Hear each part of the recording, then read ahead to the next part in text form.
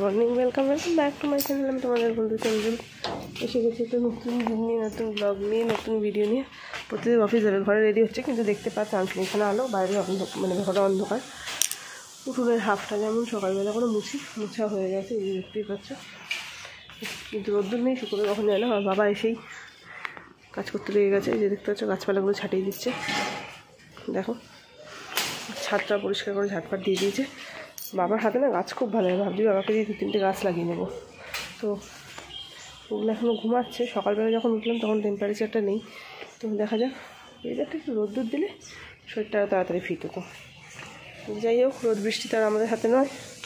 দিনটা কীরকম কাটে তোমাদের সাথে অবশ্যই শেয়ার করবো। আসছে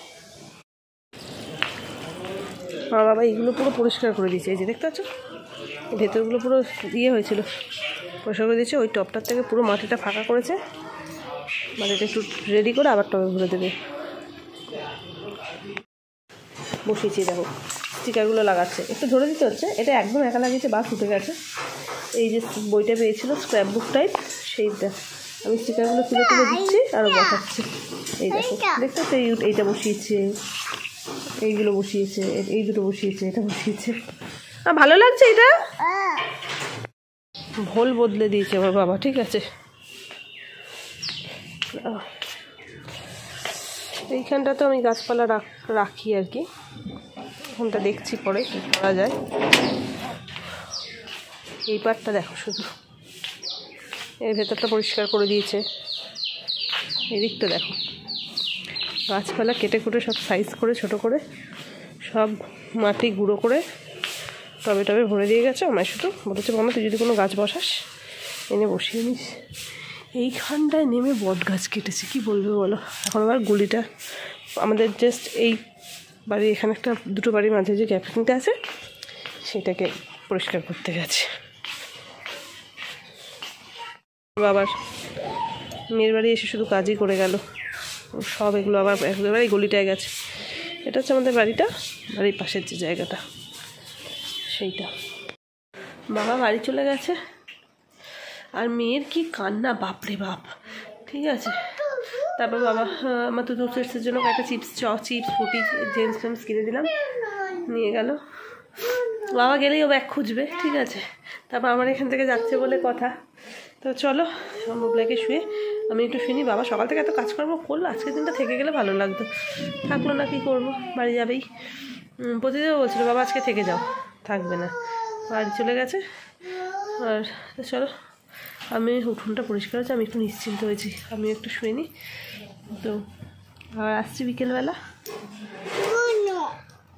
বাবা চলে যাওয়ার পর সে বুবলাই কিছুতেই ঘুমাবে না, শোয়ানোর অন্তত 1-1.5 ঘন্টা পর ঘুমালো।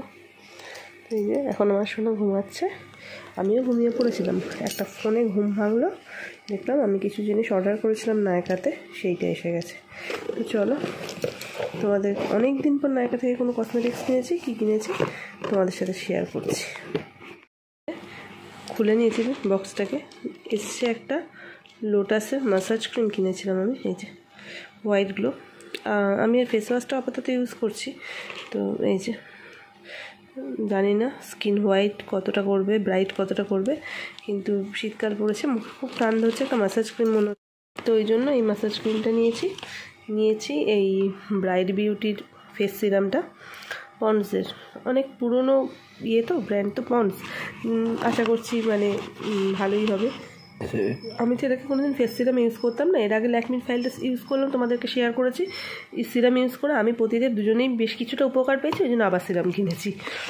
আর এই যে সুইস বিউটির একটা জেল লিপস্টিক, এইটা আমার বহুদিনের ইচ্ছা ছিল, ঠিক আছে, যে আমি একটা লিপস্টিক লাগাবো, জেল লিপস্টিক।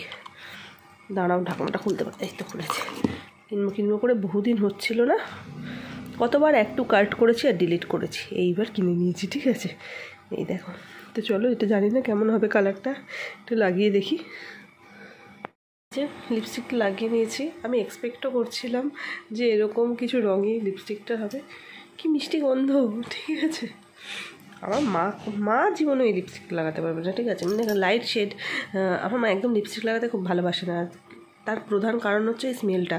মানে আমি তো এখন না হয় মার মেয়েদের বিয়ে হয়ে গেছে, নাতনি হয়েছে, কিন্তু এর আগে তো মাকে তো ছোটো থেকেই দেখছি।